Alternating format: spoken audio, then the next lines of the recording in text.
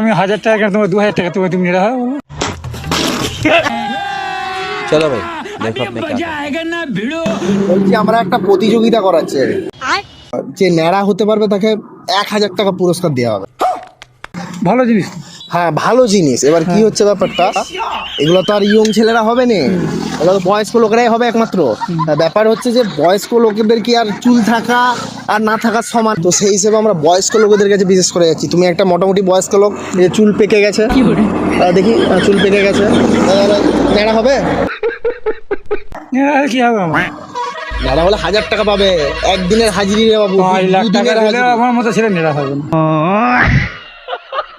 কেন? না না, তাহলে কারণটা বলে যাও কেন, তাহলে আমি বুঝতে পারবো। কি আমার লাভটা কি আছে? 1000 টাকা পাবে তার বিনিময়ে। আমি যদি তোমাকে নেড়া করি তুমি কতটা আমি 1000 টাকা কেন তোমার 2000 টাকা তুমি নেড়া হয় বলো। হ্যাঁ হ্যাঁ হ্যাঁ হবে। হ্যাঁ। তারা চলো কি টিকি রাখবো, আমি টিকি দরকার টানবো দরকার হলে।